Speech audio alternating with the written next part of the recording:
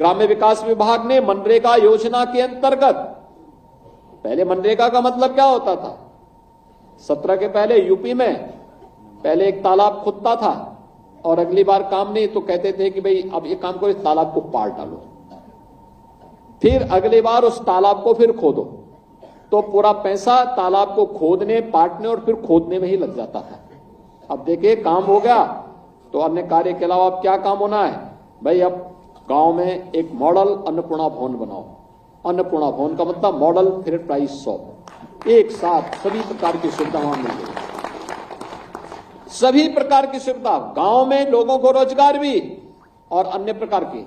आप देखिए ना, राशन कार्ड की दुकान में एक व्यक्ति राशन बेचने में और सामान बेचने में लग गया, एक वहां पे कॉमन सर्विस सेंटर में काम करने को एक व्यक्ति को वहां जिम्मेदारी मिलेगी, अन्य लोग तमाम प्रकार के अन्य कार्यों के साथ वहां जुड़ सकते हैं। बहुत अच्छी सुविधा वहां के माध्यम से प्राप्त हो सकती है और यह कार्य आज एक साथ यहां पे ग्राम्य विकास विभाग और खाद्य एवं रसद विभाग मिलकर के आगे बढ़ाने का कार्य कर रहा है। मैं इसके लिए दोनों विभागों को हृदय से धन्यवाद देता हूं और जो प्रधानमंत्री मोदी जी के विजन को जमीनी धरातल पर उतारने का काम हो रहा है, यह विजन के लिए जिसका लाभ हमारे प्रदेश के 25 करोड़ लोग लेने जा रहे हैं, इन सबको मैं इसके लिए हृदय से बधाई देता हूं, अपनी शुभकामनाएं देता हूं। सरकार बहुत शीघ्र कुछ और भी बड़े कदम इस क्षेत्र में उठाने की तैयारी कर रही है। हर राशन कार्ड को आधार सीडिंग का काम चल रहा है और फिर 100, अभी आपने देखा होगा मोदी की गारंटी के माध्यम से विकसित भारत संकल्प यात्रा गांव-गांव गई थी। गांव-गांव जाने का उद्देश्य था सिचुएशन के लक्ष्य को प्राप्त करना। जिस व्यक्ति के पास जो सुविधा है अच्छी बात है, जिसके पास नहीं है उसको सुविधा से लाभान्वित करने की तैयारी करना, उसका एक मैकेनिज्म तैयार करना। नौकरी, रोजगार या व्यक्ति के हर हाथ को काम हो, हर खेत को पानी हो, हर नौजवान को रोजगार की सुविधा हो, ये सभी कार्यक्रम समयबद्ध तरीके से आगे बढ़ाने का कार्यक्रम और इस बड़े कार्यक्रम को हम लोग हाथ में लेने जा रहे हैं। आधार सीडिंग की प्रक्रिया को आगे बढ़ाने का कार्य एक, और इसके माध्यम से फैमिली आईडी हर व्यक्ति की तैयार होने जा रही है। एक जगह बैठे बैठे तय हो जाएगा भाई फलाने व्यक्ति को क्या सुविधा चाहिए और उसको योजना का लाभ के साथ जोड़ देना। दूसरा है राजस्व से जुड़े हुए किसी भी, आपको अपने जमीन का कागज देखना हो, तहसील के चक्कर नहीं लगाने पड़ेंगे।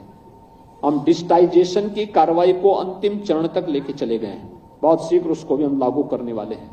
एक ही जगह बैठ करके आप अपने जमीन के कागज वहीं से नकल निकाल सकते हैं और फिर इस प्रक्रिया को फिर हम बाद में वरासत के साथ भी ऑटो मोड पर जोड़ने की तैयारी कर रहे हैं। वरासत है, नामांतरण है, ये सभी प्रक्रियाएं इसके साथ जुड़ेंगे और इसके बाद हम लोग इसके बाद और आगे कदम उठाने जा रहे हैं।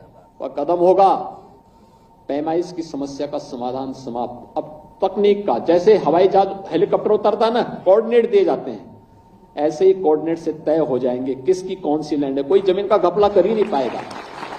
अब जरीब को इधर उधर करने की जरूरत ही नहीं होगी, सारा घपला वहीं से होता था।